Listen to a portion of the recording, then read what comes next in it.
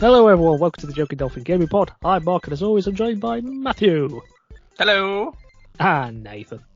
What's up? What is up indeed? Me? Well, Feeling feeling my good. ceiling at the moment, but Ready to pod? Ready to pod. Well, there's a lot to talk Oh. about, so shall we just get straight into it then?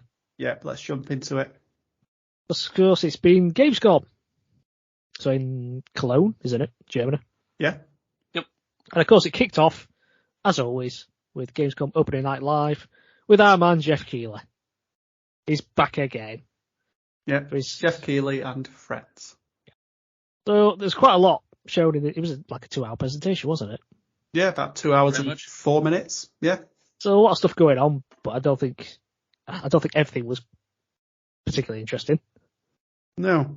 Well, I Well, learned some one good stuff. valuable thing, Oh, did you? that Bill Clinton wants to play Yes. GTA 6. Yeah, I mean, to be honest, I shouldn't laugh about this because this wasn't very funny. I didn't think it wasn't like the dude who came on at the awards last year, Yeah. where he was just like stoned off his face clearly or something. He's a 15-year-old. This is just was it one or two people? Like 2 people walked on stage or something. I didn't know felt what like happened. it was 2 people. Like, there was definitely the guy who, like, obviously ran up to Jeff and, like, screamed in his mic. But, like, I feel like there was, like, a second guy that just... Yeah, he just kinda walked up stood and started going. He just put his arms out. And just, I was trying to make out what he said on his t-shirt because he had some sort of slogan. he was advertising something. Something, Like, well. his YouTube channel, some nonsense. But, well, in case you don't know what the hell we're talking about, early on in the show, 2 dudes just walked up on stage in front of Jeff Keighley and just started banging about wanting GTA 6 or something, didn't they? I mean, it's not wrong. Well, I mean, let's get it right. Bill Clinton wants GTA 6. Yeah. Well, he said Bill Clinton wants GTA 6, we want GTA 6, or something like that. But, anyway, It's a idiots. slogan we could all get Like behind. Jeff can do anything about GTA 6. Yeah. Of course he can. Well, if one man can, maybe he can. So. Maybe. But we kicked off with Starfield, didn't we? Yep. With a nice little piano performance by the game's composer. Yeah, it was lovely. But then Nice way to ease us in. but then a really pointless CG trailer, I thought. I didn't understand why we had that. Yeah, I mean, to be honest, I did think it was that bad, but the end of it really weirded me out because it kind of backtracked a bit as if it was like some sort of a dream. Yeah. And then they got Todd Howard up on stage to talk about it. Didn't really give much away, as you would No. expect. But, Yeah, I think the main thing I took away from it is that at Gamescom they've got this 300-seat theatre where they're going to be showing off the beginning of the game. So yes. that's yes. quite interesting. But I did like the next announcement. I thought you would. Little Nightmares 3. Yeah. Now developed by Supermassive Games. Because the last 2 entries were by Tarsier Studios. hmm But then they were acquired by Embracer Group. Oh, of course. Little Nightmares is owned by Bandai Namco. So you've got 2 characters in this one, called Low and Alone. Sounds ominous. And they can be played with an AI partner or online co-op. Which is pretty good. I thought this looked creepy, but I don't think it looked as scary. I'm saying that I've not played the second one yet. Yeah. But I've only seen played. clips I've of not it, and played that any of it them. does look terrifying, the second one. I've only played the first one, but I thought this looked scarier to me. Those like doll things, those porcelain dolls walking around. Oh, well. I suppose. Weird. Yeah. No doubt it probably will be terrifying, but just based on that, I thought it looked a bit, well, I don't want to say lighter, because I don't think it will be, but it didn't look quite as awful as those last ones. But they also announced a podcast called The Sounds of Nightmares. Yeah. Might give that a listen. Yeah, because they mentioned that they'd released the first 2 episodes, didn't they? Yeah. As of Gamescom, so, and it's a 6-episode series, so that might be interesting. But I've got to play the second one first, but I'm kind of putting it off because it does look terrifying. It looks more scary than the first one. So. Do you know if we've got co-op in the second one, or is this the first Little Nightmares to have co-op? I know there's 2 characters in the second game. but I can't remember whether that means there is co-op. It might be, but I don't know. I can't remember. I'll be looking forward to playing it because I do like the puzzle elements in Little Nightmares. I think it's quite fun, and it'd be good to see how they bring like two characters into it and how much imagination they put into that. But yeah, more scares, co-op. I'm there for it. Yeah, if you're going to do a scary thing, do it in co-op. Yeah, at least you've got someone to hold your hand. To cry with, yeah. Yeah, and cry with. Okay, what about this next one? Black Myth Wukong. This was a bizarre trailer. Yeah. So this is based on A Journey to the West. Quite well-known Chinese story. So we had the headless chap. Yeah, playing the chassis men. I can't rubbish. I'll take your word for it. It was a string instrument. Kind of like string of guitar thing. Instrument, yeah. Yeah, the monsters look very Dark Souls. Like that's what I was getting from it, or like Monster Hunter style. Some of them. Oh, he said it. And then said it. Yeah, Dark Souls. that worried me. Oh. That's what we need the soundboard for. Anytime somebody says Dark Souls. Yeah, there's like some monkey man fighting weird creatures. I don't know the technical term for this monkey guy. Monkey guy, you got it right, mate. Fair enough. There we go. That's what we'll call it, the monkey guy. Then we got back into a bit more dark territory, didn't we? Killing Floor 3. It looks brutal. Woo. Yeah, this weird thing with these, it was like genetically engineered monsters or something like that. Yep. They get given like spinning blades for arms and stuff like that. Yeah. And then these weird goggle things. I felt quite bad for it when he got his like rib cage ripped open while he was still awake. I'm like, oh my goodness. I know you're like a scary creature, but I feel for you, my friend. Yeah, I felt a bit queasy at that bit. But you're when it's crushing you. Well, yeah. Yeah, just let him kill you. I know what you've been through. Just make it quick. Yeah, that's it. It didn't show too much off though, did it? Like, it's not just a really, first-person shooter, really, isn't it? Yeah, I think most of it was basically the transformation of that creature, like putting all the mechanical appendages on and stuff like that. I forgot what they actually call them because I've played the original and the second game. So really loved the original. So I'm looking forward to the sequel. But then we got a quick announcement of Age of Empires 4 Anniversary Edition now coming on Xbox. Yep, available now on that one. I've not played an Age of Empires since 2, I think, on the PC. I can't remember when that was. Because I remember there was a cheat in that where you could update it so you can get, it turns one of your battle vehicle things into just like this race car with a rocket launcher on the back. Which was just so bizarre. But he just had that running around the battlefield against like medieval people. I was just going to say, like battling like a 15th century cavalry. Yeah, that was quite fun. It's quite fun. They're looking at like, what the heck is this? This is God's work. Yeah. I remember they did like a Star Wars version of Age of Empires.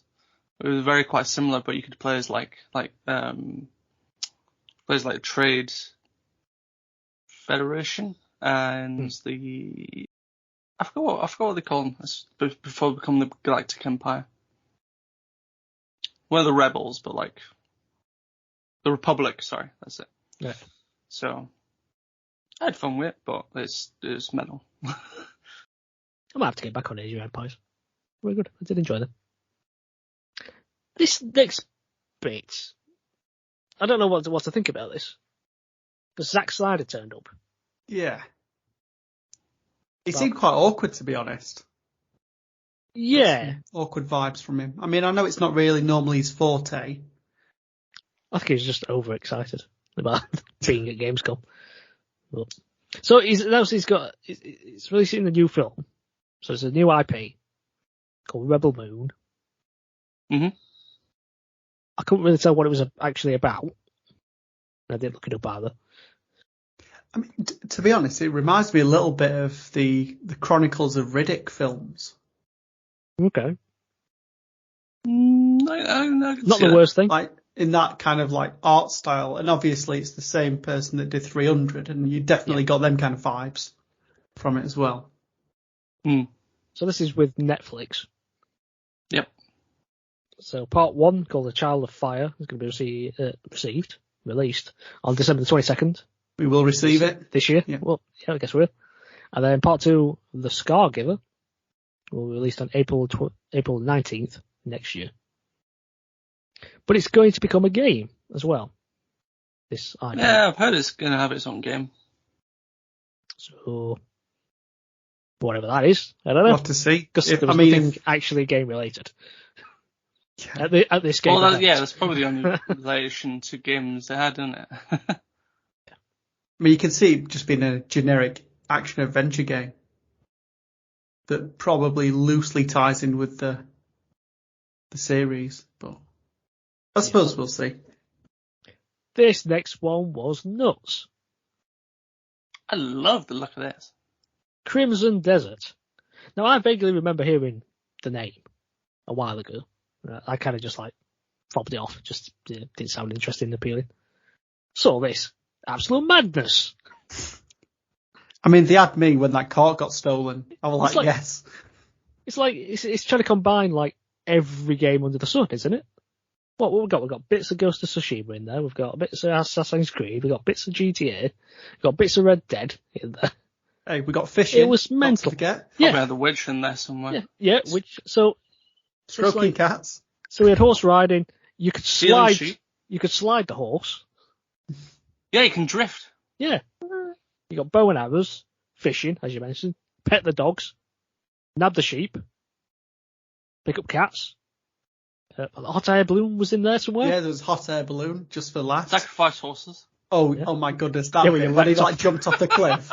just ignore the horse. It was All like him Mario and and Yoshi all over again. You just jump off the back of it.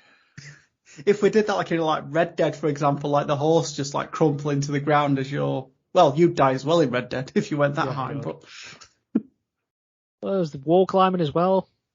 There's breaking in horses. Yeah. Yeah. Fucking Broncos, that kind of thing. There was a pole vault thing where they pole vaulted over a wall or something. Over a wall, weren't you? Infiltrate that way. They've got dragons. Yeah. Medieval robots. That bit where they jumped off the cliff. They then started gliding, didn't they? Or something. Yeah. They did a very weird thing. Tears I don't know of what the it Kingdom. was. It was, yeah. Then there's this big, I can only call it something like Groot. Like a big wooden alive thing. I don't know whether it's a boss or anything. True. Golem. But it just looked crazy, this game. And I was all for it. That's actually, I'm shot not, up in my... I feel like I'm not quite surprised because it's made by the guys that do Black Desert, which is the MMO. If you can't remember what Black Desert was when it first came out, it was really raved for its player customization. You could do so much to body morphing, face morphing. People were just recreating celebrities with inch perfect looks. It was nuts. But I've heard they've just basically right, we've done all this stuff that you can do in the MMO. Now let's just make a single player game. Yeah. But it looked really mental. Cool.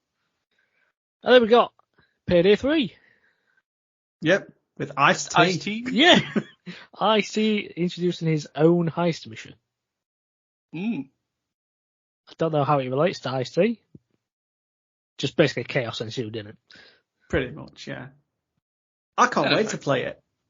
I think it's going to be fun. Yeah, but I did send you a message, didn't I? It's 35 quid, yeah. Which is a bit suspicious, if you ask me. It's what are they going to be selling on top of that? How do you mean? Don't worry, mate. Do you think it's going to be quite bare bones? Yes.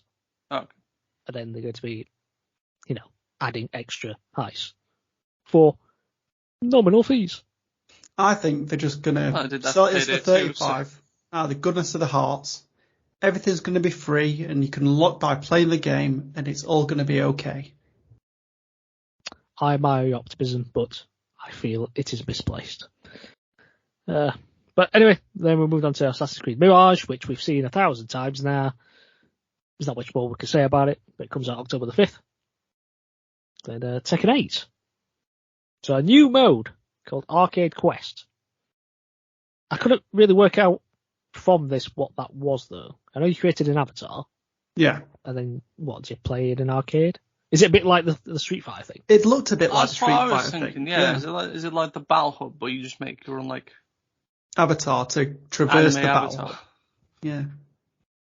Like you play in the arcades and stuff. Yeah, I need to know a little bit more about that before I can make a decision. One thing that I thought was incredible about this was the bear's finishing move. That fish that turns into like a rocket thing. Yeah. I gasped at that. I was just like, oh my goodness, this is amazing. Well, it's it's coming a out tuna. with 32 characters. That's quite a lot for a fighting game. It is, Jess, yeah, in modern days anyway, particularly when you're so used to.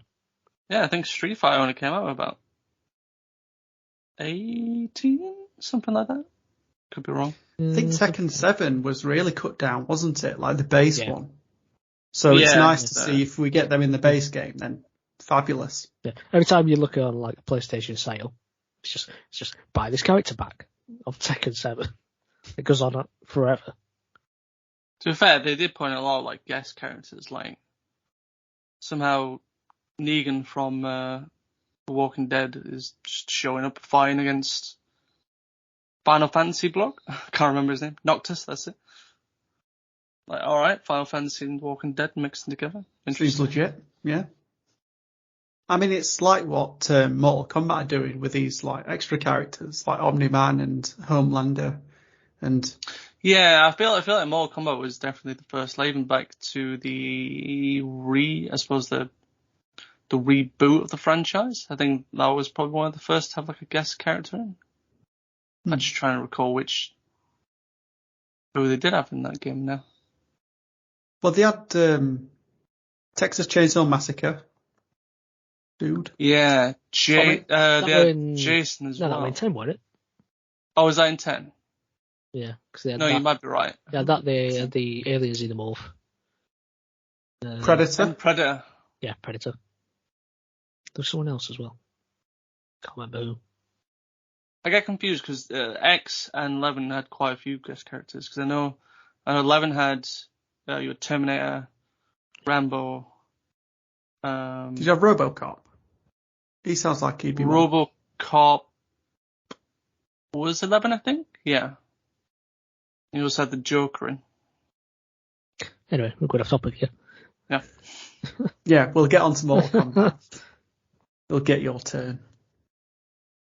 So then, of course, we moved on to the biggie, or a biggie, should I say, Call of Duty Modern Warfare 3. Still surprised that is a direct sequel. Yeah. Still puzzled. I think it's a nice change. It is. I'm not against it. But then they had a couple of people on stage, didn't they? And one of them announced 16 multiplayer maps, all from the original Modern Warfare 2. Did I hear that right? Yeah, I heard that as did. well. I thought that was quite strange. Yes, so they put this on Twitter as well. Basically, every single multiplayer map that was in the original Modern Warfare 2 is getting like a remastered version for Modern Warfare 3. But what about the Modern Warfare 3 stuff? That's it. Modern 16 Warfare maps. 4. Yeah. Do you know what? I think they were going to give us this anyway when they originally planned to expand the Modern Warfare 2, and they're just making us pay for it. Well, it was meant to be... Well, Activision would do that, do you think? Do you think they would do that? To us? No.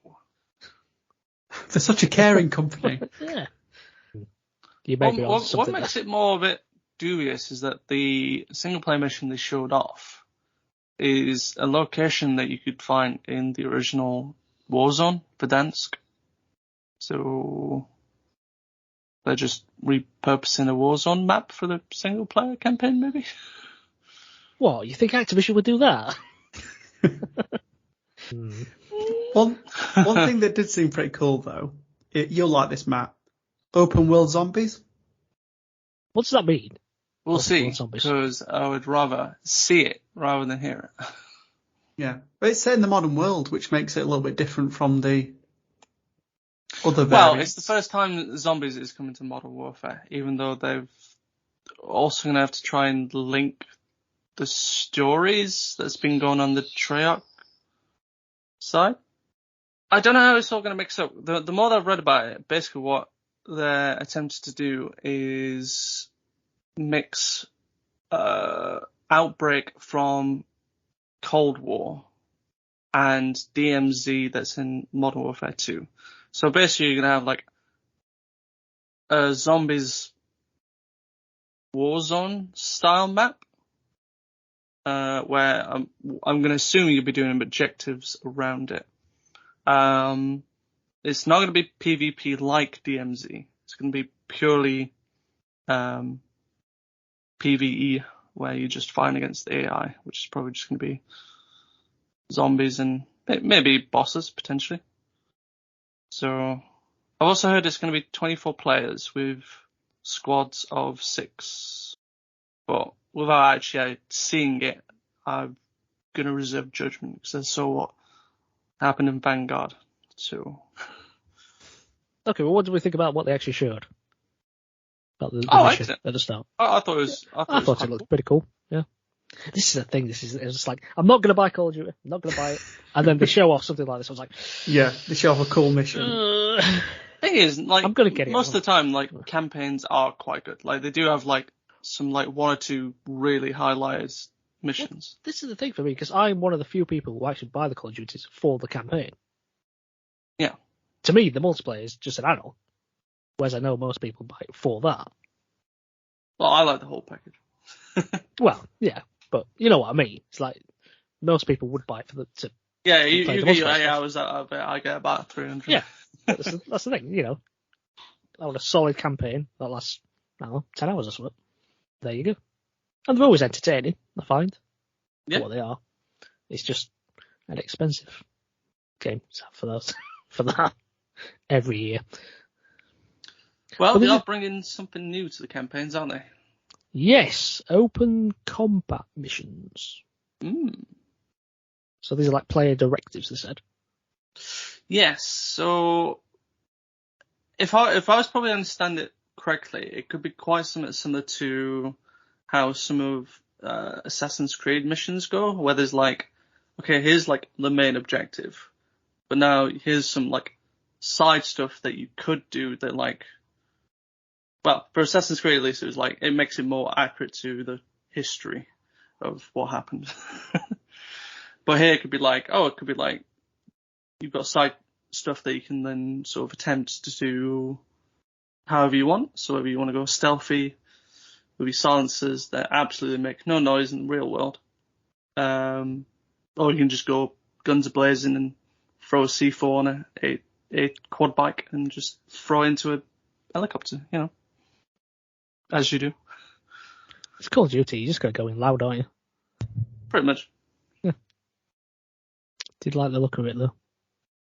I wanted to hate it. Am I gonna get it on launch? Of course you are. They've said the war thing. Well, I'm keeping my fingers crossed once they do the multiplayer reveal. So just mention shipment, and you might have my money then. You're not playing Modern Warfare 2 at the moment. Because that's the only thing on it. It's not got the other stuff. You play Shipment whether it's got anything else or not. No, it's not got war. It's not got war though, has it? It's got ground war. Obviously. And you know it. Anyway, let's move on. What was the next thing anybody was interested in?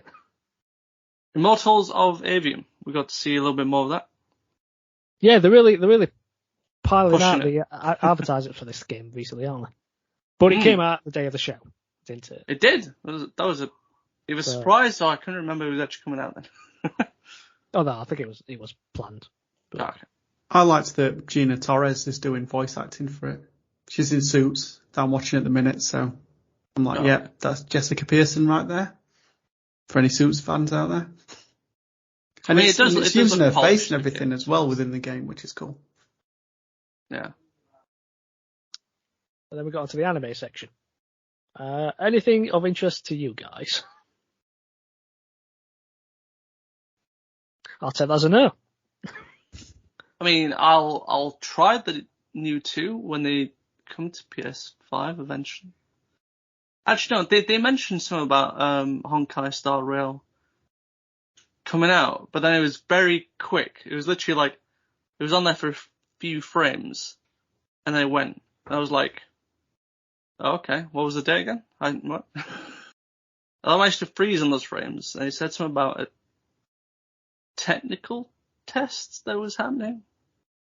Like, oh, okay, so the game's not out? Okay, fair enough. I don't zoned out by that point, I don't know. Yeah. I don't blame you. That's Sonic Superstars. I'm loving the look of it. It does look cool. Yeah. I think it's a game that all three of us could play. Yeah, I'd say so. I do like it. But it comes out in that stacked period. Yeah, it does. Like, even Jeff Healy said at game one that is point coming that out. October's going to be absolutely insane. Yeah. I think it's the worst. It is the worst month for anything. Or the best. Not for my wallet. Yeah, I get that. But it's going to be an amazing month for games.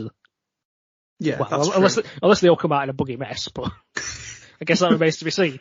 But actually, no, I just think it's bad because of how stacked it is.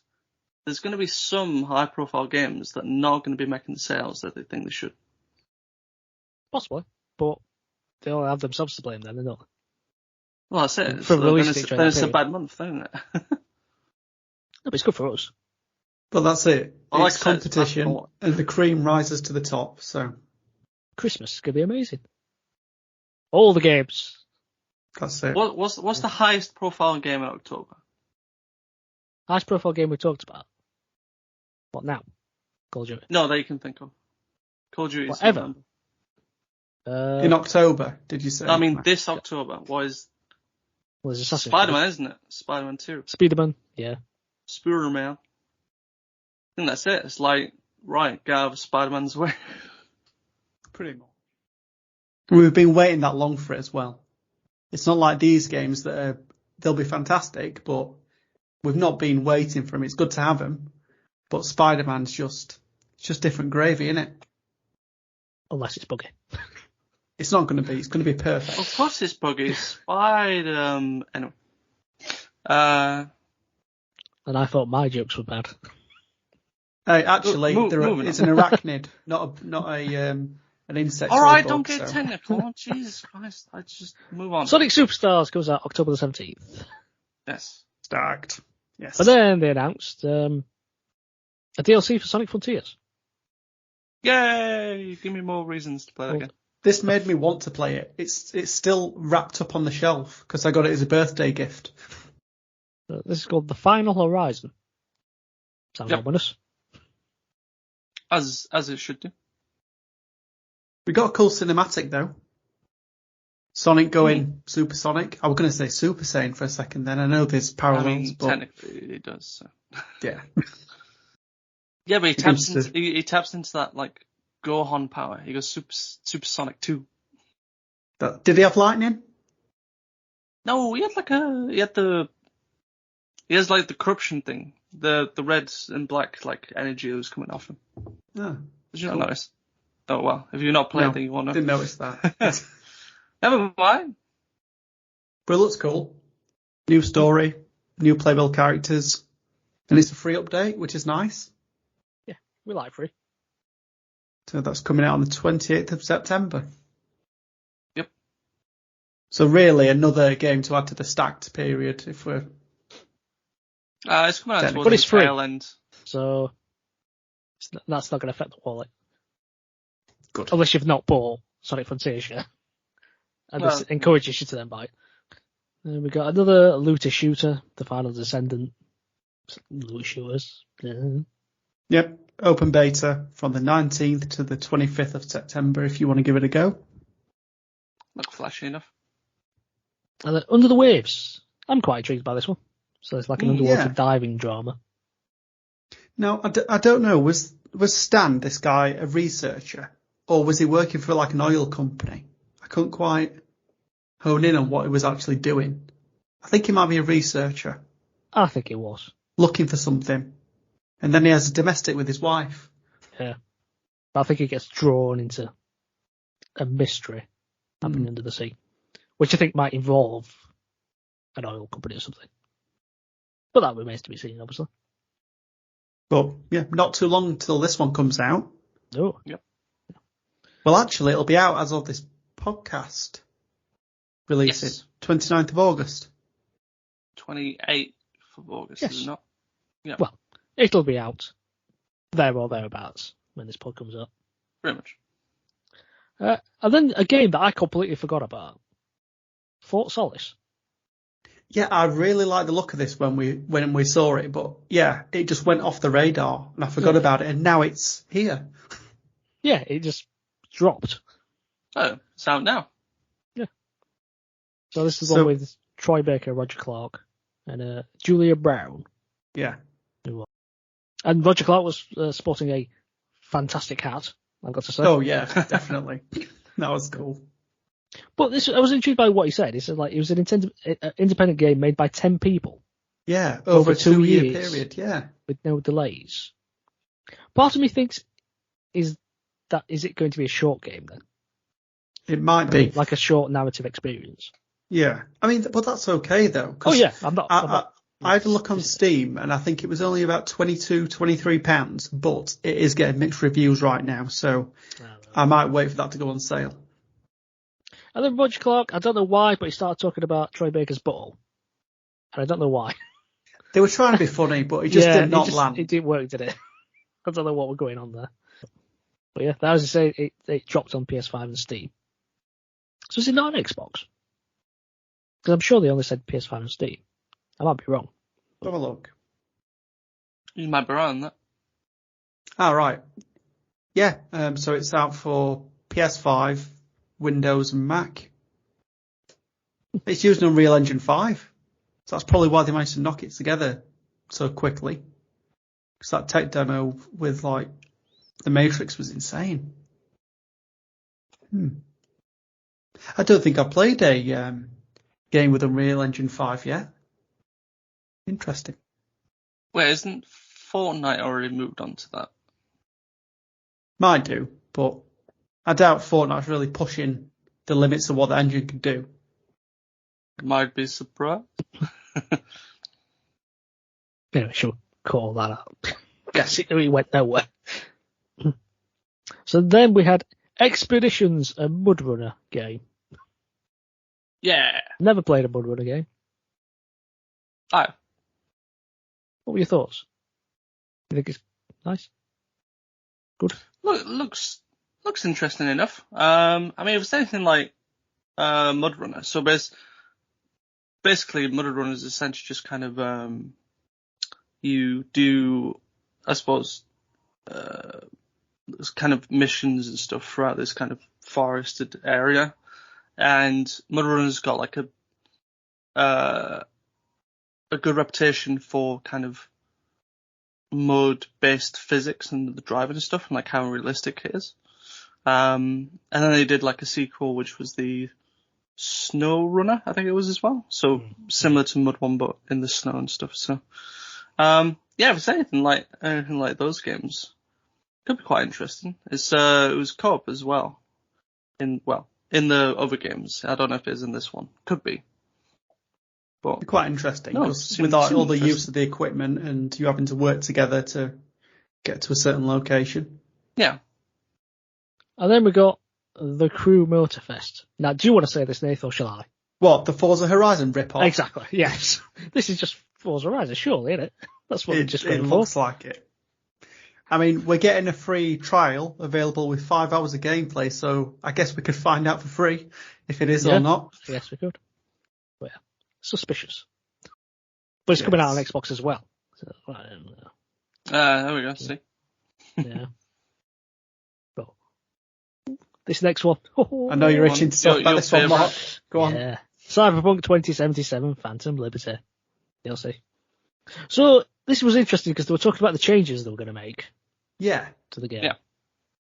Now, I've already platinumed it. Just getting that one in there. You could have it revoked.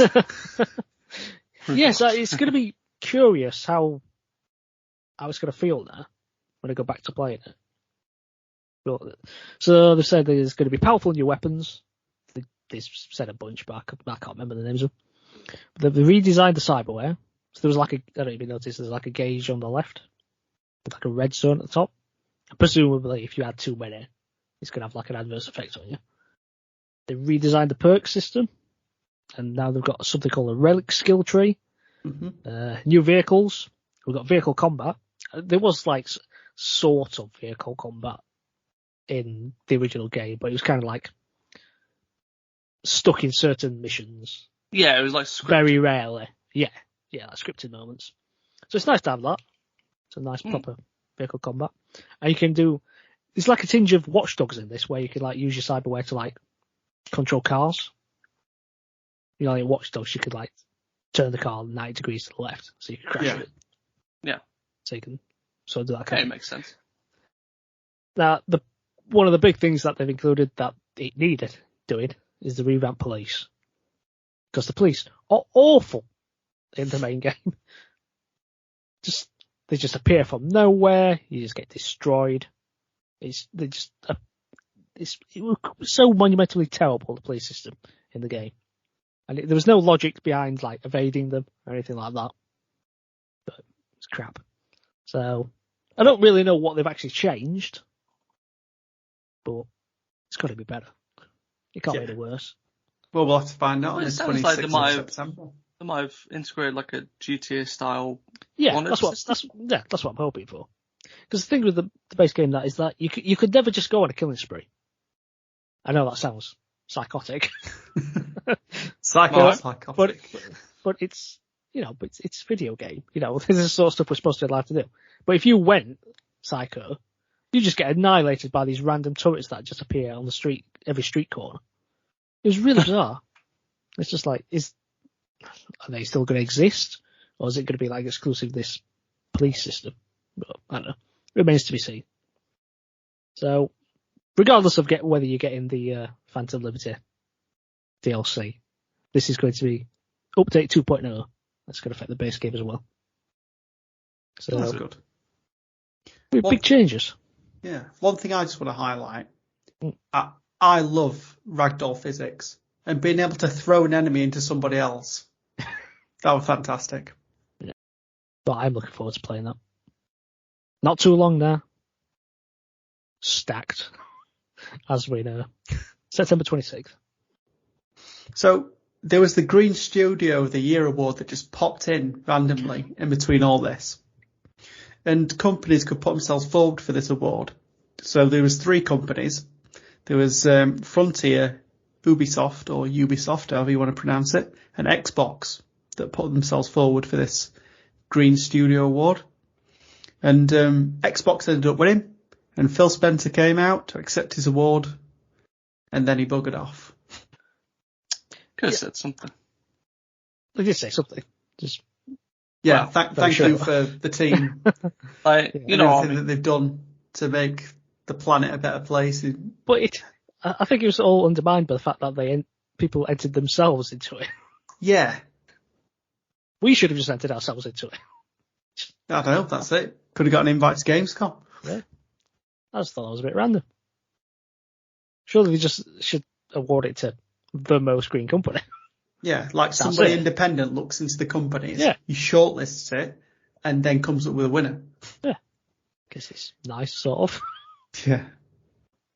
I'd just like to talk a bit about Armored Core 6. Oh, yes. Fires of Rubicon. Now, I was intrigued about this game. Looked quite decent.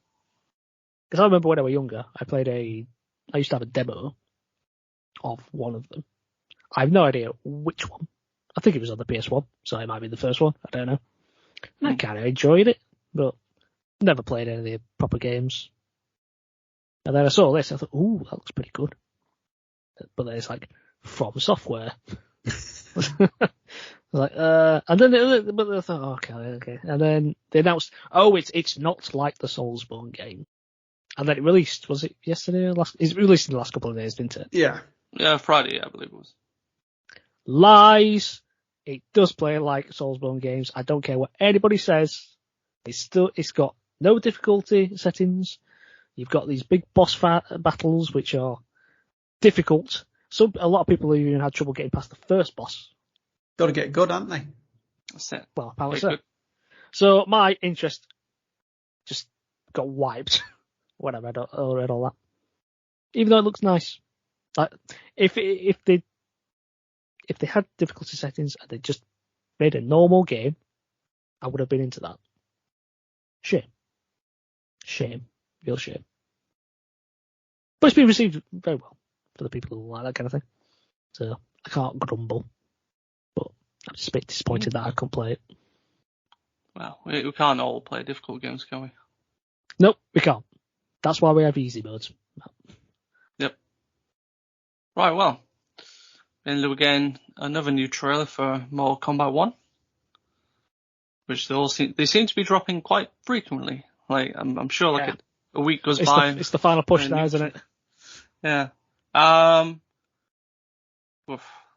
is a lot of red in that game. Oh, yeah. There is so a lot. This focused on 3 characters.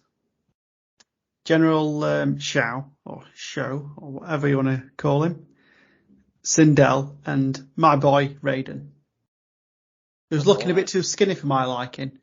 Needs to get a burger down him or something. Yeah, that's why he was light in the originals, so. I want the muscular one back. You want the muscular one? The champion of Earthrealm. I did feel sorry for him though. It was absolutely brutal. Like, Raiden was giving him the heat, and then he ends up getting mashed up. And when his legs got broken, it tore me apart. Tore him apart. I felt it. Hey! Everyone's getting teared apart in that game. Deep. I can't wait. It looks brutal. But I can't take my eyes away from the fatalities. Like, just when you think it can't get any worse, it just does. Oh, they're crave. They've still got some fatalities up their sleeves. Using intestines to as like a little fuse to blow someone's head up. Oh, absolutely magnifique. Yeah, the double team moves. For like X-ray moves. Yeah. They look pretty good. Oh, some of them look brutal. There's one where you actually see their legs, their leg muscles getting ripped as they're getting pulled. Like, oh no. It's horrible. So, to be fair, it's separate from game. I can't remember if they showed this at Gamescom. One of the trailers they had for MK1, they showed what's one of the robot ones? Is it Crytek's?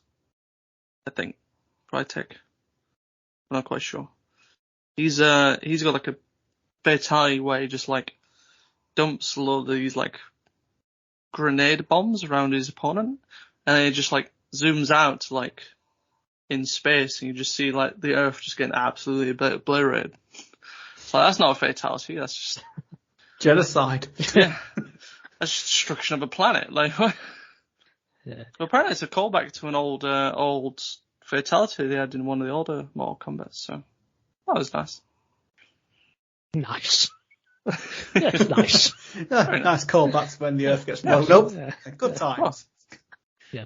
I need to get through Mortal Kombat 11 though. Still not played that yet. I need to get around to it. But I need to buy it. Is it September 21st? This comes out, I think. Is that right? I think it is. Probably. I'll just say yes, maybe. Can we talk about Thank Goodness You're Here? What a absolutely charming little game. This was the best trailer of the night. I'm saying it right now. I didn't know what was going on, but I loved the music and I was here for it. Which one was that one again? I don't know. I don't really know how to describe it. It was like a cartoony looking one. And it had Lily the Pink song playing. It's got a bit of a northern charm to it, a little bit. I don't know.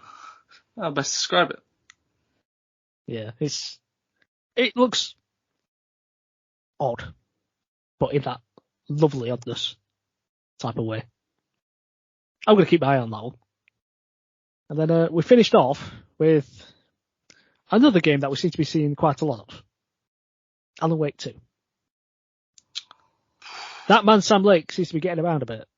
He seems to be everywhere. Keeps right here. Are you going to play it? Because I ain't. But... Oh, it looks frightening. To be honest, though, it makes me want to play the first one. Just dip my toe in. Yeah, I think it's enough that I'm actually intrigued about the story of it. I wouldn't mind going back to the first one. It just sounds intriguing. Because with this new trailer, they intercepted live action bits in between, didn't they? Yes. Which I thought was ooh, that's quite interesting. They love doing that Remedy. They've got a knack for doing sort of blending. I take it that was the bloke who was doing the motion capture. That is the bloke. I believe so. The Keanu Reeves bloke. But not Keanu Reeves. Yeah, the guy that's got the same hair as Keanu Reeves. Yeah. John Wick. Alan Wick? Yeah, Alan Wick. Yeah. Yeah, not going to play that, but when's that come out? 27th I'll put my teeth in and start again. The 27th of October. Stacked. Ooh, so that'll compete with Spider-Man then. It's the two biggest games that month. Is it the 20th, Spider? You got a week. You got a week to complete it. Plenty of time. I ain't got much annual leave time left. So. I know that was Gamescom Opening Night Live. What was your highlight? Got to be Crimson Desert. Yeah, I'd say that's surprise. The one that's oh, yeah, I'll agree with that. I like Little Nightmares 3. I think that's going to be cool. Definitely like the co-op aspect of it. Yeah, I would agree with that. Looks decent. Shall we move on to other news then? Let's. Right, shall we kick off with Sony's announcements then? Ooh. Let's start with the audio things they've announced. Yeah. So they've announced that they're going to release 2 new audio devices. So the first one's called Pulse Elite, which is a new wireless headset with lossless audio, a retractable boom mic, AI enhanced noise rejection capability. So it filters out background sounds. And it comes with a charging hanger, which is convenient for charging and a way of storing it. And that will cost $129.99 of your British pounds. I suppose high-end headsets are around that price tag. And then we've got the Pulse Explore. And that's the wireless earbuds. You've liked the look of these, didn't you, Mark, when you first saw them? I did like the look of them. So these are, as I say, wireless earbuds and dual microphones. Again, it's got the AI enhanced noise rejection capability, lossless audio, and it comes in this nifty charging case. And that will be $199.99 of your British pounds. That's 200. Oh, I'll get 2. And then we get to the PlayStation Portal. Okay, formerly known as Project Q. Yep. Touche. So this has got adaptive triggers, haptic feedback, got an 8-inch LCD screen, a 1080p resolution at 60 frames per second, and it will connect remotely to your PS5 over Wi-Fi, so you can jump from playing on your PS5 to your PlayStation Portal. And it can play supported games that are installed in your PS5 console and use the DualSense controller. It includes, this is where things get a bit dicey, it includes a 3.5mm audio jack for wide audio, which leads on to the first issue with this device. So both of these audio devices that I just mentioned, they use this new thing called PlayStation Link technology.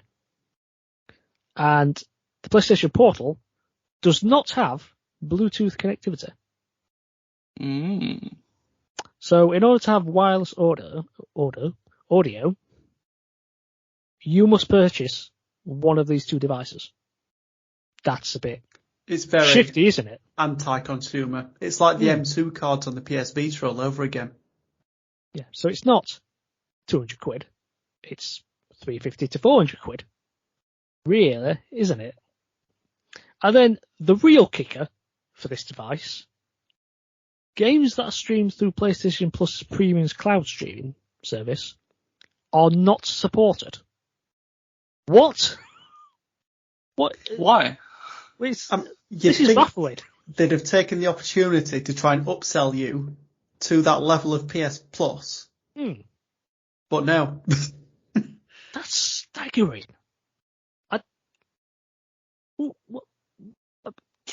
What is this for? Tell me, what is this for? Did you have any interest in buying this beforehand, before you found out these details? I did. I didn't. Okay.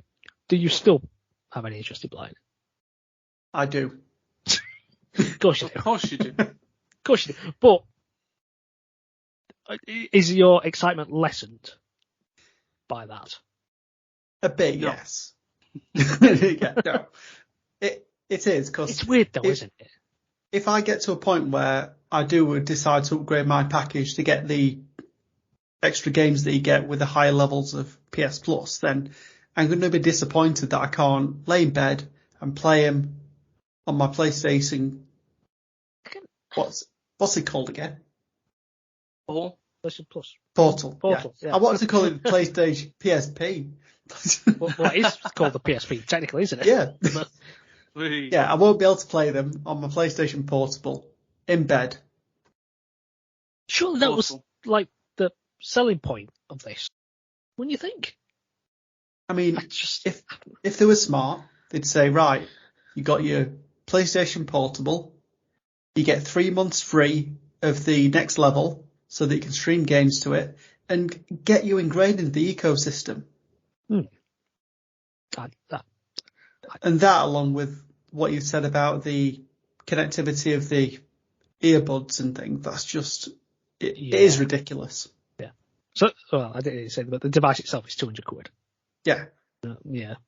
So that with the audio devices is, I mean, if that the price alone sounds reasonable until you know the details about it. Yeah, because like when I first saw it, I thought it's probably maybe going to be $250. Like 200 is probably, that's pretty good. Because in essence, like if somebody else is using your TV, you can play FIFA or whatever you want to play. Yeah. But it's not going to sell well, is it? I don't think it will. I think it'll go the way of like the PlayStation TV, which I bought full price because I wanted pretty much a separate PS4 in my house, so I could stream my PS4 games to my TV. That's what I bought it for. Yeah. I'm not going to buy it day one because I know it's just going to shoot down because it's just not going to be received well. No, it's going to be dead on arrival. You've got to buy it in extreme circumstances, I think. I don't know who they thought needed this. Like, what's really the purpose of it? Yeah, like I say, if it could play the PlayStation, Plus's premium cloud streaming, I can understand that they're going into that market.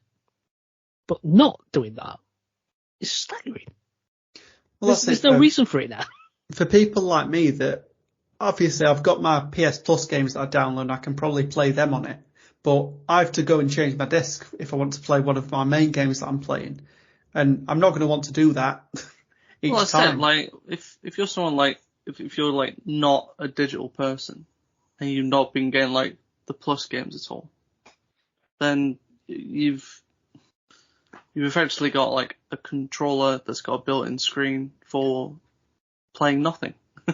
Other than like the one game that you've got in it at the time. And it's not even got a processor in it, so you can't even use it to stream Netflix. It's just very strange. You're only going to have like 5 games installed on your console anyway, so you don't have a massive amount of choice either. Thing is, it's like at this point, I would rather just get like just a normal tablet that I could put PS Remote Play on. I can connect to my controller via Bluetooth and just stream my games to that. Like what? I mean, what you could even do is get the backbone that they came out with at half the price and just stream it through your phone using the same thing that Matt just said. Yeah, that would be the better option. The backbone's only like what? £100. Oh, I saw a. Maybe that was sale price. No, that I wasn't looking. Really odd. Really odd. Do better, Sony. Come on. Anything else? So, Microsoft is going to be shutting down the Xbox 360 store. It's going the same way as the Wii U and the 3DS. So, this is going to be commencing the 29th of July 2024, so there's still a bit of time yet. So that's when it's going to be stopped from making new purchases on the store. So, bit of time yet. I mean, I think it's always sad when a storefront closes down. I understand that, obviously, everything must come to an end. And the console itself's, nearly 20 years old. So, there is that. But there is some doubts over some of the digital-only games on it. I mean, I know we can probably get them on the Series X and the Xbox One, but it's more for people that are playing those consoles still, because there probably are certain people in certain parts of the world that might have not been able to upgrade or might not have the money. So I just feel a bit bad for them, that's all. Have they said why they're doing it? Let's have a look. Because I'd be surprised if it said money thing. You'll no longer be able to buy games, DLC, access limited. Let's have a look. Don't think they've said why. But they have said that they want to make it clear that it's not going to be killing off the console because of this change. If you've got an Xbox 360 that you're still using today, you'll keep access to all the games you've bought on the console. And if you ever need to re-download any of them, the servers will still remain up for you to do so. So those are not going away. The only thing you're losing is the ability to buy new titles and content for games. So if you do if you don't do any physical game purchases on your 360, then that's where it becomes an issue for you. But you can re-download all your 360 games. So it's like a partial kill-off. Yeah. Yeah, there was a particular game on 360 that I love playing. It's called Marble Blast Ultra, and I wish they'd brought it onto another console, because as far as I know, I can't re-download it on my Series X.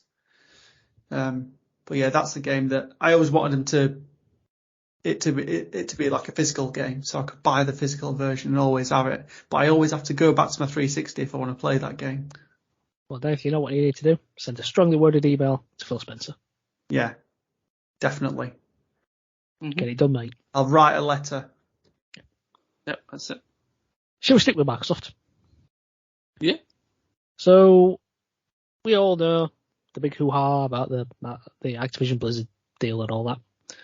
And then, but Microsoft have announced the way they're going to try and appease the CMA's ruling against the deal. So, according to Brad Smith, the CEO of Microsoft, to address the concerns proposed by the CMA, Microsoft agreed to restructure the deal where they will transfer the cloud streaming rights for all current and new Activision Blizzard titles released over the next 15 years to Ubisoft. And that means that if the deal closes, Microsoft cannot release any Activision game exclusively on Xbox Cloud Gaming. They won't be able to control the license in terms of Activision Blizzard games on rival services either. So Ubisoft will control the streaming rights to Activision Blizzard games outside of the EU and license titles back to Microsoft to be included on Xbox Cloud Gaming. And then, so Ubisoft will compensate Microsoft for the cloud streaming rights to those games through a one-off payment and through a market-based wholesale pricing mechanism, whatever that means, including an option that supports pricing based on usage.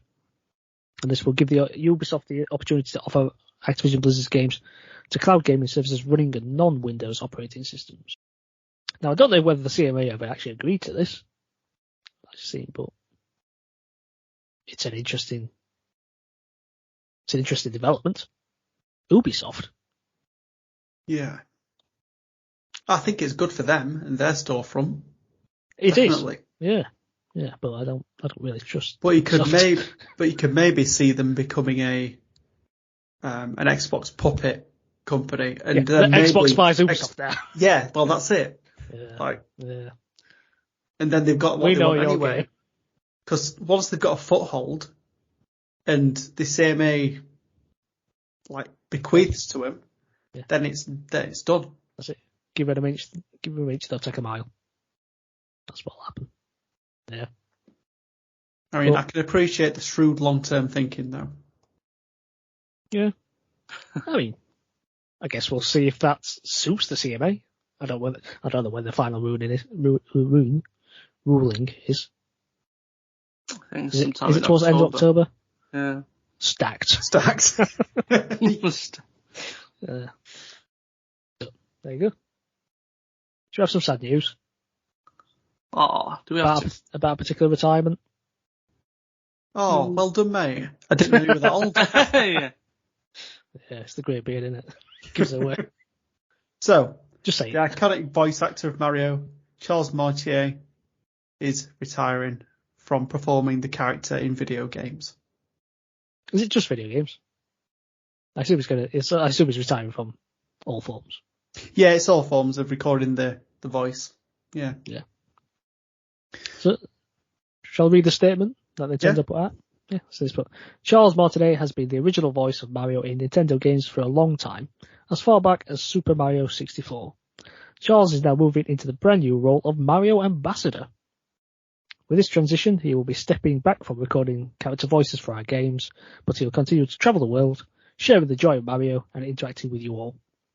It has been an honour working with Charles to help bring Mario to life for so many years, and we want to thank and celebrate him.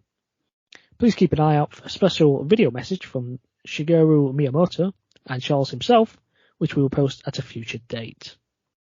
I don't know if that's been posted yet. I've not seen it. No, I've not seen it. But then Charles himself retweeted that message, saying, "My new adventure begins. You are all number one in my heart. Woohoo!" Because of course he's going to put that in, hasn't it? But, yeah. I was just astounded by all the other voices he's done. Because he's done, at some point, he's done Luigi, Wario, Waluigi, so pretty much all the gang in over 150 Nintendo games. So. Nearly 30 years. Do you know the first game they actually voiced Mario in? I do. Mario Teaches Typing. Yeah. In 1994. First time Mario ever speaks. Yeah. Don't know what he says, but yeah. And then he did Mario Game Gallery in 1995, and then Super Mario 64, which obviously propelled him. Yep, that's it. And his last game was Mario Rabbids Sparks of Hope. Yeah. But I guess his last Mario involvement was the movie, I presume. Of course, he didn't voice Mario. Yeah. But No, I presume that was his last involvement with that franchise. Oh, that's a good point. So is Chris Pratt going to take over now as the video game voice actor for Mario? No. Well, who knows? Who knows? But no. Sad, but best of luck to him. Yeah, definitely. I mean, he's not retiring from the industry. Well, he's got his ambassador just, role now. What a role that is. Mario Ambassador. Fantastic job title. Yeah. I hope he does some cons or something like that, because it'd be great to get some of his stories and inner workings of the games and stuff. That'd be awesome. I think he did cons anyway. So. Come to Liverpool, mate. Come on. Or Manchester. Or Wales. Somewhere in the British Isles. I'll be there. Sheffield. New Jersey. New Jersey. We'll say though, I think whoever's replaced him in Super Mario Wonders already doing a pretty good job, because I didn't notice much difference until he said Charles was stepping away. I've not heard it, so I don't know. Is it? Oh yeah, he won't be in that game, will he? Nope.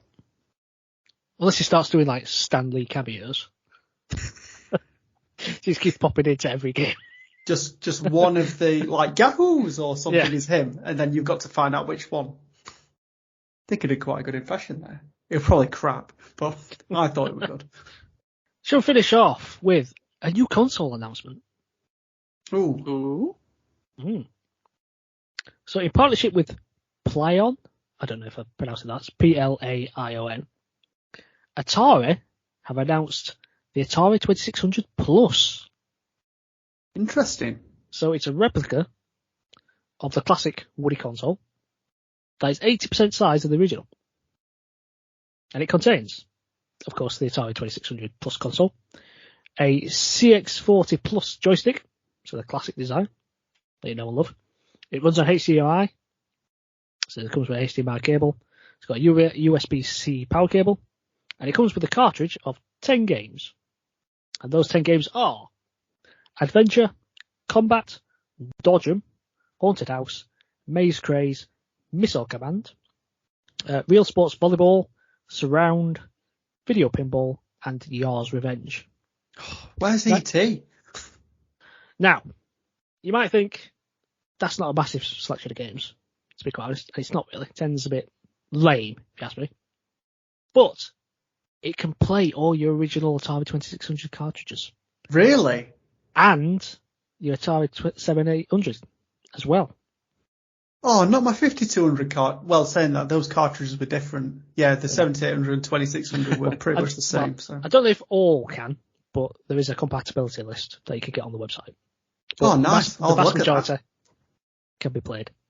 Some of the details, it's got an enlarged cartridge slot to reduce sticking, they say. It's got widescreen mode, and the Atari logo on the front lights up when it's on. Ooh. And it will launch on November the 17th.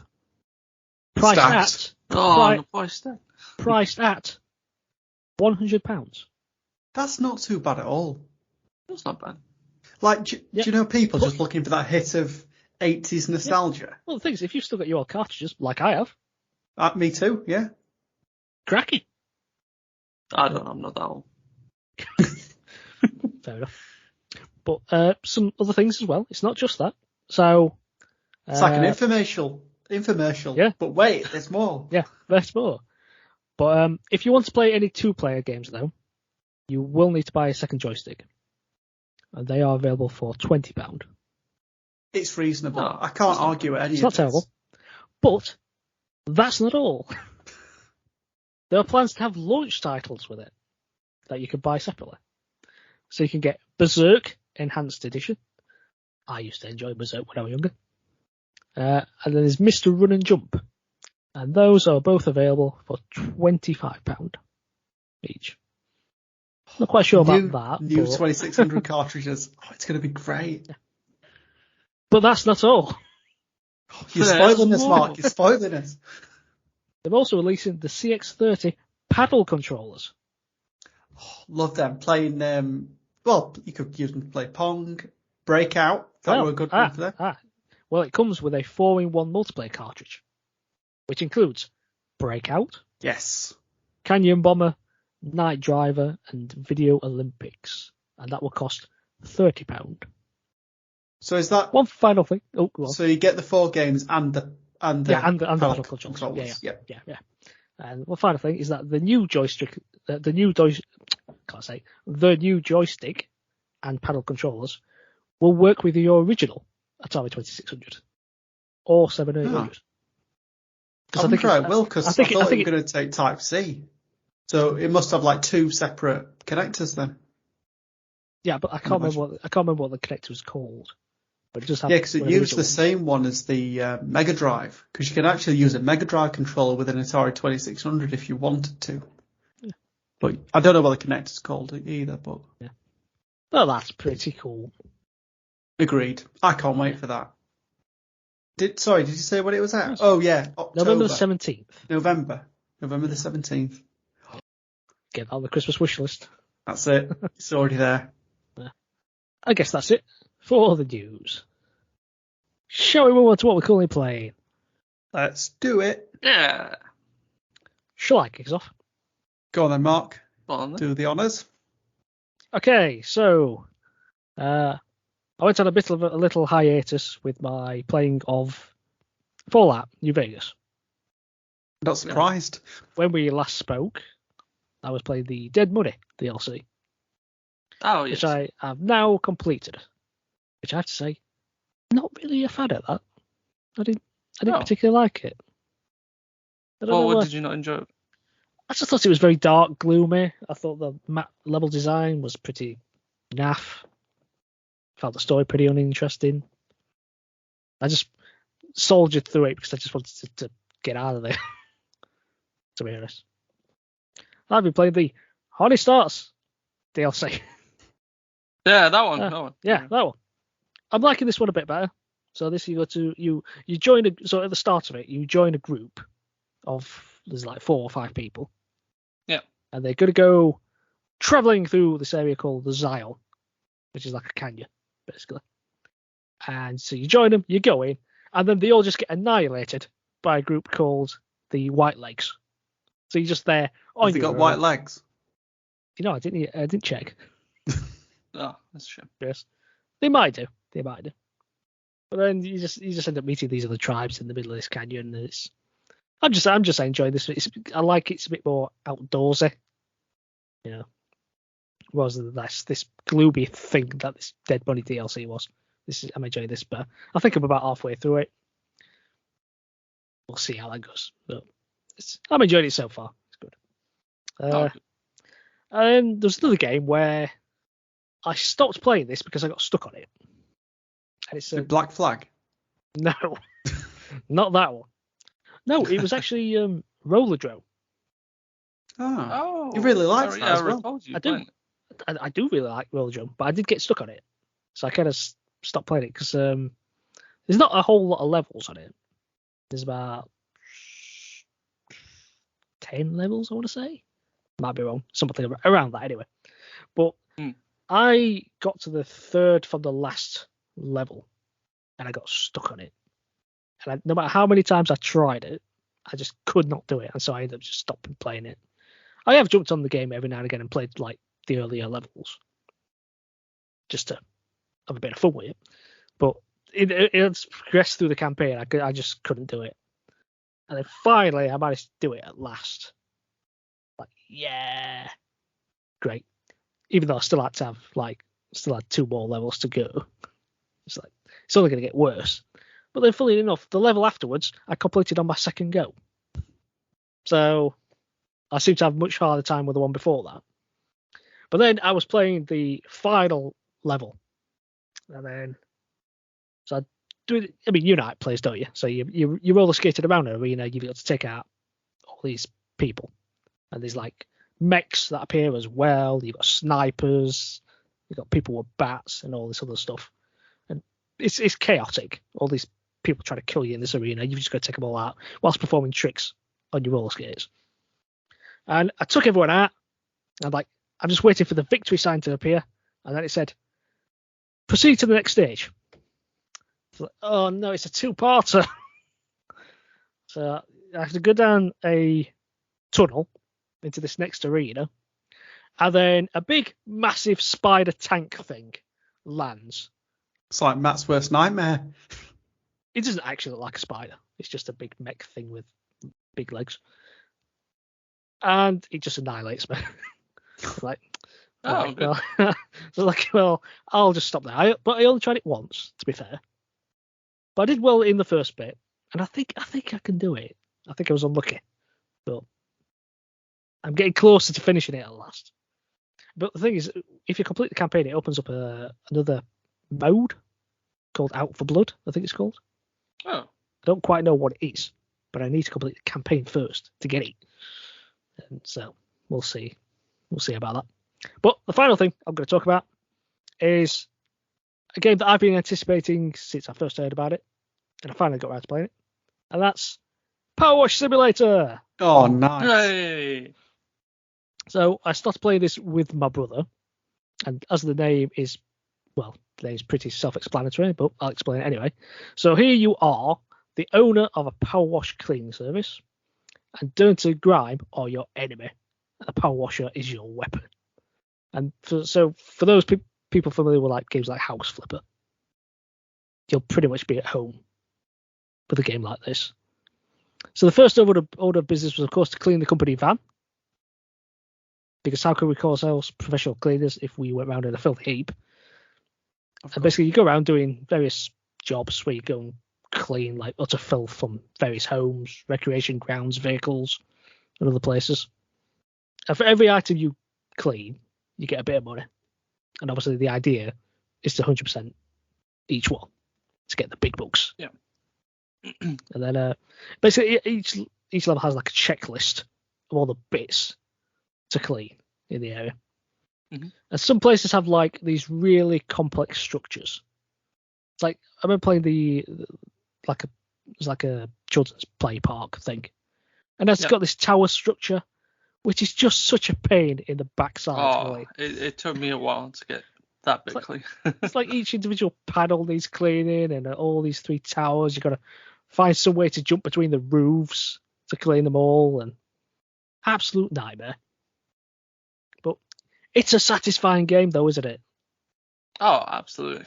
When you do find it's like you start a level and everything's just like black or grey, and then slowly as you go around, you just see these colours just appearing everywhere. It's like you've cleaned it. It's like, oh, look at that big bright red, bright yellow. Oh, it's looking nice now, and I did that.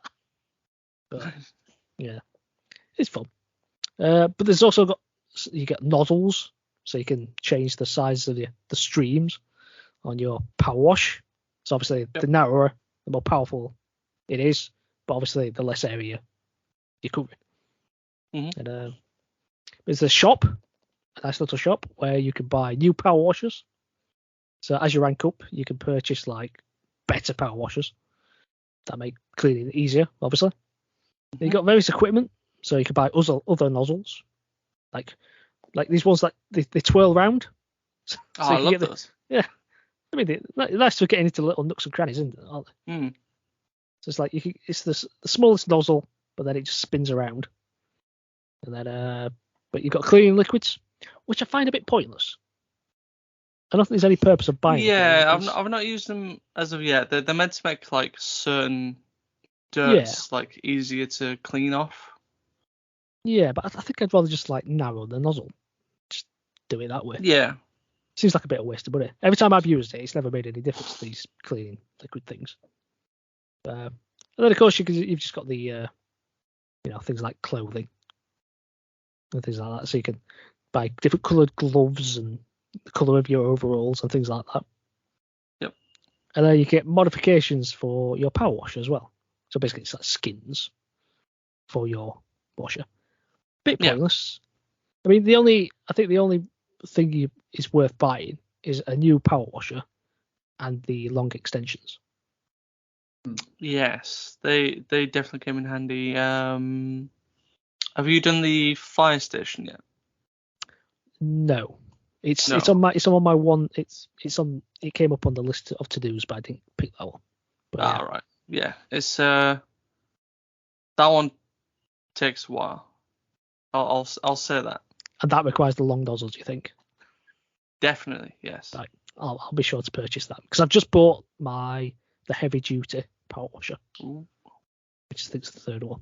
Yeah, and it's good. It's really good. So I've cleaned. What have I cleaned? Well, there's various homes, various cars. There was like an old banger car thing. Oh yeah. Yeah. You've done the children's. I've done the boot. Oh, the boot's quite fun. Yeah. Yeah. Yeah. Have you done the skate park yet? I'm in the middle of doing that one now. Ah. Yeah. Oh, that one's good. So I've cleared the opening area bit, the gallery, I think it's called. So I've done that bit, and then I spent forever trying to do the floor of the main skate park area. It is a long time. It's like because I got to the bar to like very tiny, and then obviously you can press the right on the D-pad and it will highlight the dirt, won't it? Yeah, it will flash like white. But it was because it was so minuscule, the dirt, I couldn't spot it. So I just had to resort to just putting it on the widest spread and just running around, just hoping it'd eventually cover it. Yeah. I'll give you a tip on the skate park. Do you know the football that's in one of the balls? I don't think I've noticed it, but go on. All right. If you can spray the football out of the ball, you'll get a trophy for that. Spray the football out of the wall. Out of the ball. So there's like a ball. Oh, the ball. like Right, I see what you mean. Yeah. Okay. Yeah. I'll give that a shot then. Yeah, there's a trophy on each level that's like specific to it. I've not got all of them because there's certain ones where you have to like. I know there was one for the boot where if you clean the sole of the boot last, you got a trophy. Yeah, which I did. I did do that. Oh, you did that. Mm. The sole was the first thing that I cleaned, and then I saw the trophy and I was like, yeah, damn it. I think there's I don't know which level it is, but I don't think there's a trophy for not going up the scaffolding on a level. There is. But I don't know which one. It could be the fire station. I could be wrong. But also, well, apart from that, they've also got a few bonus jobs, like obscure cleaning jobs. There's one where you can clean the Mars rover. I've not done it, but I'm looking forward to doing that one. That's interesting. But that seems like that's going to be one that's going to be a really complicated one. Because that looks like it's got all sorts of nuts and crannies on it. Oh, have you done any of the Tomb Raider ones yet? No, I've not done any of those extra pack things, DLC things. Because is there a Final Fantasy one as well? Yeah, I've done the first one, the Final Fantasy one, which was to clean. There's one of the bikes, and then there is like a transport car, I think. And then the next one, though, I had been working on before I stopped playing, was Tifa's bar. It was like clean the whole bar, which that's going to take some time. But as I say, I was playing this with my brother, and I found out that because I was hosting it, and we found out that my brother was basically being mugged off whilst we were playing it. Because it turns out the guest player doesn't earn any money. Really? Slave labour then, is it? Only the host. And right, well, it's his go next time. Well, the thing is, basically what we've done now is I'm just playing my own game now. And we're playing on his account for his. Because, this is my kind of game, so I'm going to play it anyway. So, yeah. So we just swat it around. But me joining his game now, I can't use my specialist equipment. It puts me back to my basics. So even if we're late on in game, I've still got to use the basic power wash. Oh, wow. How strange. I don't know why they've done that. That's just bad design, if you ask me. Because you do get to parts where it's really difficult using that basic washer later on. So I don't know what they were thinking there. But yeah, that's slightly disappointing. But I'm enjoying the game overall. Really, it's just right up my alley. This is my sort of thing, and I'm happily playing my own game with it as well. But yeah, that's what I've been playing. Go on, Matt. What are you playing? Right, well, only the one thing really that I've been continuing since last time. So I've been playing a lot more Judgment. Hey, completed it yet? So no, but you know what these Yakuza games are like. True. Very true. So I think I'm now on chapter 7. So I think I was on chapter 3 from the last time, so now I come up to 7. So at the moment, we're currently just essentially trying to figure out more on who this mole character is, who's been going around gouging the eyes out of rival gang members. And this brought the, I suppose, bad temper of the other clan members, that at some point Yagami visits like the Tojo clan at one point with his captain, and as he leaves with Kyoto, there's these like two blokes in the Tojo gang sort of come out, have a walk and something, and then one of them just gets like gunned down in the streets. I'm like, oh, okay, right. And then some woman gets sort of caught in the crossfire as well, which is very unfortunate. So that captain who you help clear his name sort of in like the first chapter has sort of now gone in hiding, because they've assumed that the Tojo clan member that just got murdered was actually dressed quite similar to him, so they've assumed that there was a hit on the captain. So he's kind of essentially gone to hiding, and now you're trying to sort of work out basically like what the hell's gone on. And at one point, you go to try and sort of spy on this sort of rival clan, but they sort of see you coming, and they sort of trap Yagami and Kyoto on this like rooftop. Looks like they're going to sort of, well, basically sort of murder him, Yakuza style. And then you get saved by this random parkour fellow who's wearing one of these like anonymous masks. Which is like, okay. So you end up like fighting all these guys off, run off, and then you end up sort of teaming with this guy who you sort of eventually find out he did a job for this rival clan member, but then shenanigans happened, and he's like basically looking for revenge now on them. So yeah, just kind of doing more of that. As sort of typical Yakuza style, this involves a lot more pies than it would normally think. Seems to have gone like the Minister of Health involved in this all as well, who's trying to push forward with this this new like Alzheimer's drug that's been rushed through, and you try to essentially work out the link of like, okay, why, like, what's the minister got to do with this rival clan and all this kind of stuff. And you get to a point as well where you go to it's called the ADDC, I think, center, because you're wanting to sort of speak to a director there who, I forget if like he sort of helps Yagami in one of his cases like 3 years earlier, where Yagami like helps clear this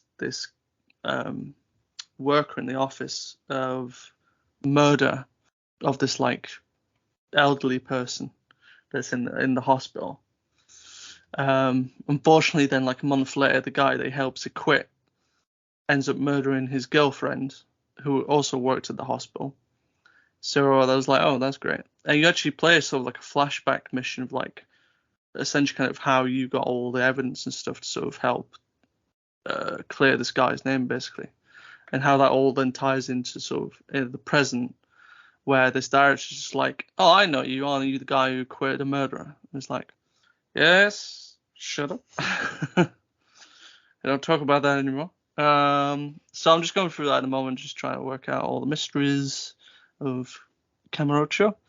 Been playing a little bit more of the drone racing as well, which is quite fun. Really been enjoying that.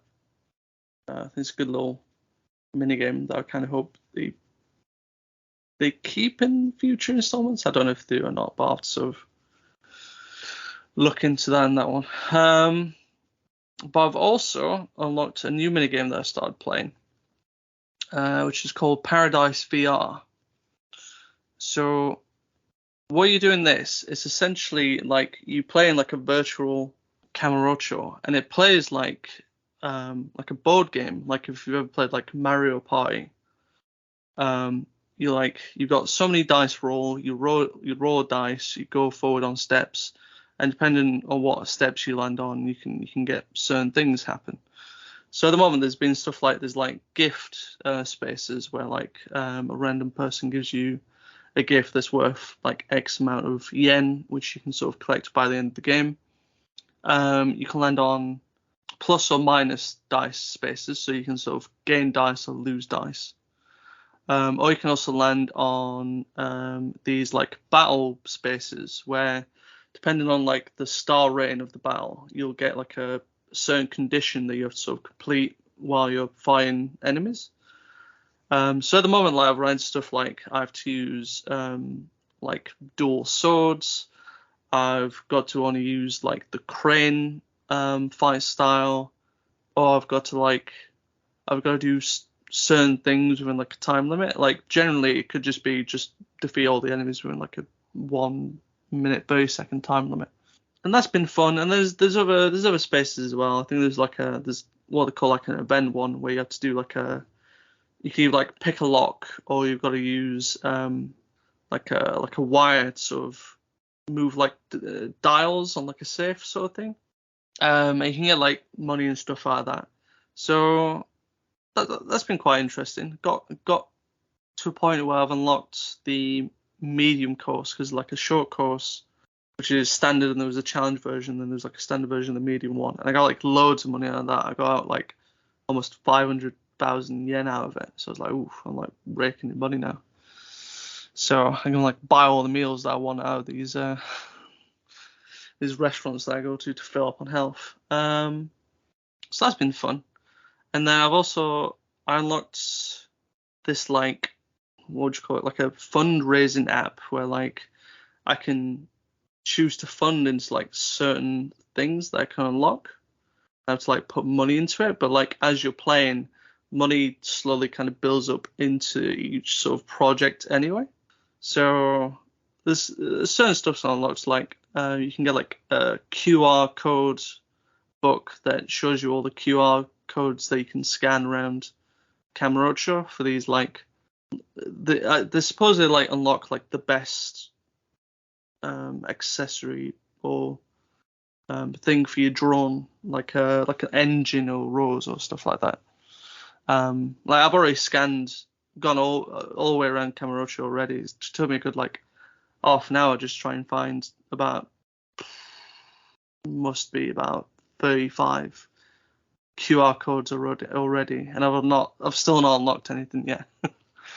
They're really difficult to find some of them. So no, just continuing play through Judgment. Hopefully I can get complete shortly, and then just trying to figure out if I go on to the next Judgment game or if I then go over to Yakuza 7. I'm debating which one yet.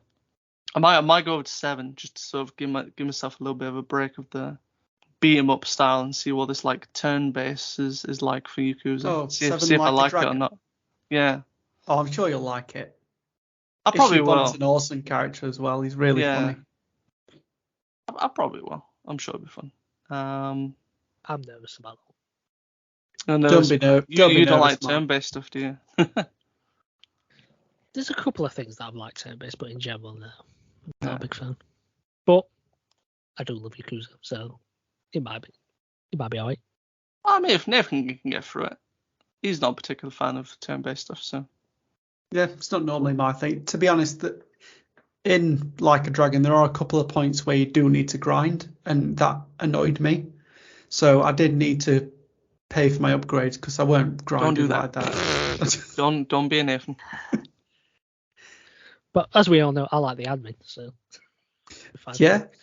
Actually, I didn't know this until like pretty much post game, but you can click a button and they can also fight, so you can go and do something else while they fight.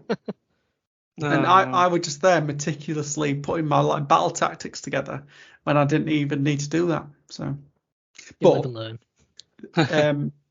To do like most of your grinding, you can go into these like underground sewers, and if you find these like, how do you explain them? Probably hobo hippies. You can absolutely K in XP. You can get about 500,000 XP off them, and it'll just level up so quickly. So what I used to do is beat them up, and then go back to the point so that all the enemies respawn, and then go battle them again. And I just did that again and again and again. And I managed to level up fairly quickly. So if you come across any like that, that's what I'd advise to do, just to speed it up a bit and pay for your level up boosts. Good PSA. Right. Duly noted. Once I move over to it. Well, that's what I've been playing. So how about yourself, Nathan? Yeah. So I've been playing a game that I've been interested to play for quite a while now. And I decided to buy it recently, and I finally got around to it. Now, I love alternate history games and like dystopia games. So I love the recent Wolfenstein games. I mean, obviously, I didn't want the Nazis to win, but I found it quite interesting what would happen if that took place. And I'd put this game in a similar ilk. So the game I'm talking about is Atomic Heart. So this is the game that if Soviet Russia or the Soviet Union had kind of advanced technology beyond their time, and how that would kind of evolve their nation, and then what would come from that. So I'll give you a bit of a premise to the game. I'm not going to go too much into story because it is heavily story driven, the game itself, but I'll talk you through the mechanics, a bit about the music, and just bits that I found interesting about it. So the premise to the game is in 1936, this scientist, Dmitry Senchenov, found this compound called polymer, and it could be used to kind of mold into whatever you want, like robots. And because of that, they made all these robots so that people didn't have to work anymore, and they outsourced these robots to other countries so they could get a ton of money.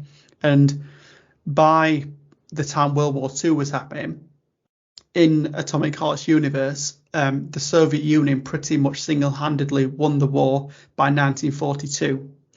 Now, the way it picks up for us is 1955, and we are on a boat in this amazing Soviet Union utopia. Like, nobody's working, everyone's having the time of their lives, a festival's going on.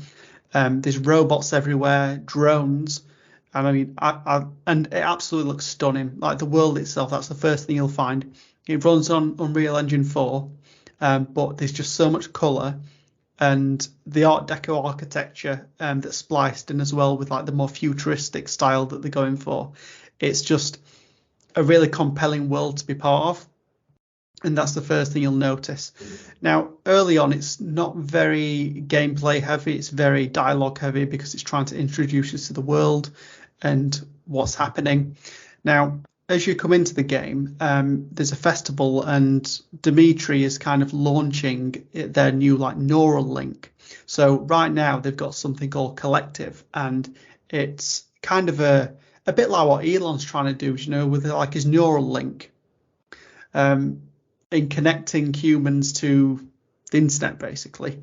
But this new Collective 2.0 that's being launched will connect humans to the robots so that they can control the robots around them, just to make life easier and connect to each other. So that's all going on. But what eventually ends up happening is somebody has set the robots to kill mode, basically, and the robots start killing everybody. And so that yeah, happen, won't it? That's not good. So basically, your character, I'll just tell you a bit more about who you play as. So you play as Major Sergei Nechinov.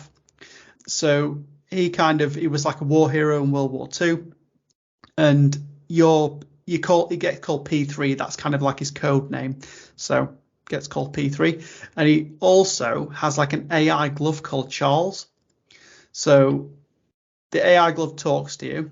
And to be honest, most of the time they bicker like a married couple, but Charles does help you from time to time, like just to get through things and prompts you to do certain things if you need it. So that's quite a funny situation. You'll find that as you play the game, some of the voice acting is quite jarring.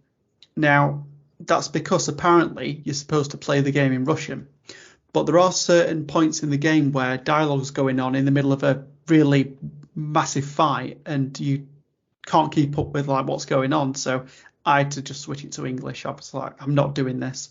I've done it with other games where I've tried to play it in its native tongue and subtitles are not for me. So yeah, if you do play in English, you'll find that some of the translation doesn't really work too much in terms of the dialogue, but it doesn't really break immersion too much. So another thing about the game is the music. So there's a very wide range of music that you'll find. So you can have from like Russian metal music to classical as you beating down enemies. It's and there's a lot of music that was made just for the game as well. So little twists on music. And one of the things that the Soviet Union in this game produced was this machine that could get radio waves from the future and interpret them. So you'll hear music that you think is from kind of maybe like the 70s or 80s, but it's like its own music for the game. It's quite strange, but that's why you get such like a wide range of music there, from like electronic music, like death metal pretty much, as you're gunning down these robots, and obviously the classical side. I think I got a particular trophy, and I'll send you this clip because there was absolutely this shredding music playing in the background. I'm sure you'll like it, Matt. It was great. But anyway, so obviously the robots get switched to kill mode, start killing everybody, and the Dr. Dimitri, basically you work for him, and you get tasked to go and find this guy that set the robots to kill mode. So you have to go after this guy called Viktor Petrov. He's like the bad guy, and he's the person that you're trying to go and get. As you're doing this, earlier on, you don't get much in terms of weapons. You get an axe pretty much, and that's it. And I'd probably liken the early bit of the game to more of like a survival horror, because you get a shotgun fairly early on, but you get very little in terms of ammo. So you have to kind of really manage your resources and use your axe. You also, using that glove that's got the AI Charles, you can actually shoot lightning. And there's actually a lot of parallels between this game and BioShock, just in terms of the gameplay and the aesthetic of it. And there are kind of a few callbacks to Rapture and the music it uses, because there's like an underwater city, and P3 says, "Oh, it's like a Rapture," and just little things like that. Like he said it. That's a bit on the nose, there. Yeah. But that's kind of quite far in the game. Now, in terms of like weapons, there is a ton of weapons you can craft. So one of the things is, as you go through the game, you can click one button and then you can pretty much loot everything. So it automatically opens all the drawers, and your loot just kind of tots up. So you don't have to kind of open every single cupboard. You can click a button and then just point wherever you want to loot, and it just loots automatically, which I think is absolutely fantastic. Because if I had to go into every single drawer, I'd spend most of my time doing that rather than actually playing the game. And there's these fun little pocket watches you can pick up, and they're used as like audio files, a little bit like BioShock. So you can kind of find out what people are working on, what their stories are, to try and kind of piece together what's happened with the robots and why this is happening. And it also gives you little tidbits about the world as well, which is nice to kind of build up the mystique. But yeah, in terms of the weapons, eventually you'll come across this sentient fridge. Now, I'm going to say this now. It's a submissive fridge that wants to be punished by the major. Oh, wow. And she talks dirty to you. Honestly, I nearly needed to ask Lisa to leave the room, because honestly, she's like, "Oh, I want you to put stuff inside me," and it gets pretty raunchy. And I couldn't remember what the fridge's name was, and I typed it in on Google, and there were some awful things that people were asking about her. Okay. But yeah, anyway. This is the internet. Yeah, true. But that's not the only robot that people simp for. There's these twin robots, and people are very heavy on wanting to do things to them. But anyway, yeah, I'll skip. Don't talk about that. But she does all the crafting. So this big talking fridge does all like your crafting. You can do weapon upgrades, like craft weapons using all of your materials.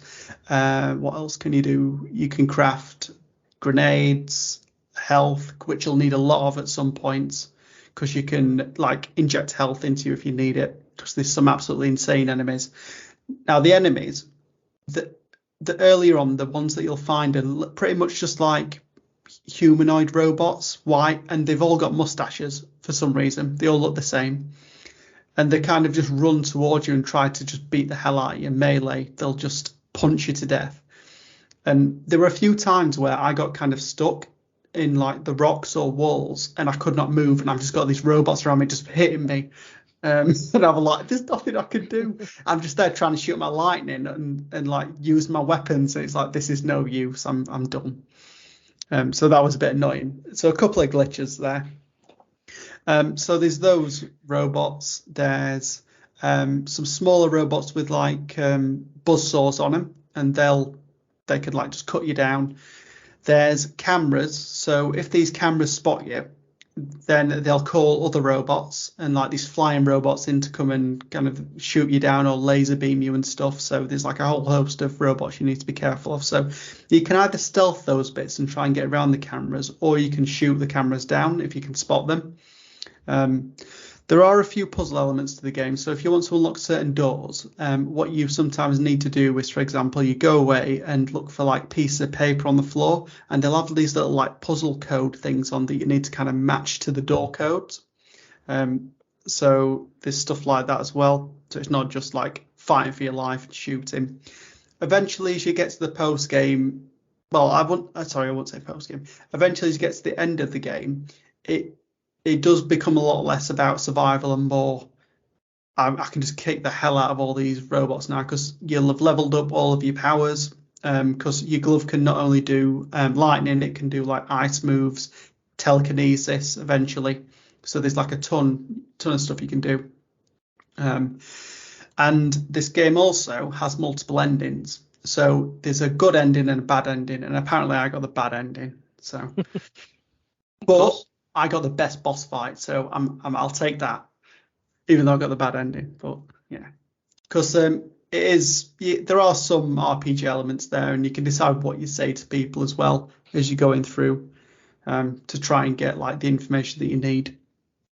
But I had an absolute blast with this. Really, honestly, it's like it just reminded me so much of BioShock. Love that. Really enjoyed the range of music. The gunplay was good.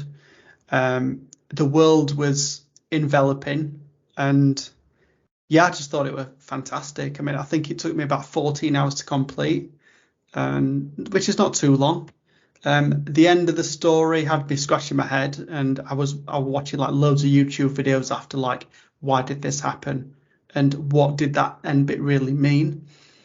But yeah, it was just an absolutely wild ending to it, and it early on you get so many names thrown at you that it can be quite confusing, but eventually you do kind of start to build your picture of these people and know who they are, and it all comes together in the end. But yeah, if you like BioShock, I'd say definitely give it a go. I mean, I know there was controversy over the developer and their depiction of the Soviet Union and it being a utopia. There was a bit of kickback on that, but I mean, if there was kickback on Wolfenstein as well in its depiction of the Nazi party. But yeah, anyway, regardless of that, yeah, as a package, it's just a really good game. Yeah, I'd probably say solid 7 out of 10. And if you like BioShock, then you'll like this. So yeah, that's what I've been playing. Excellent. Well, thank you very much, chaps. If you enjoyed listening to us, please consider tuning in next time. We release bi-weekly on Tuesdays. You can visit our website at jokingdolphin.com. Also, feel free to follow us on all social media platforms to continue the conversation. You can find Joking Dolphin on YouTube and Facebook, as well as on Instagram and Twitter at Joking Dolphin. Until next time, thanks for listening. Goodbye. Ta-ra. See you later.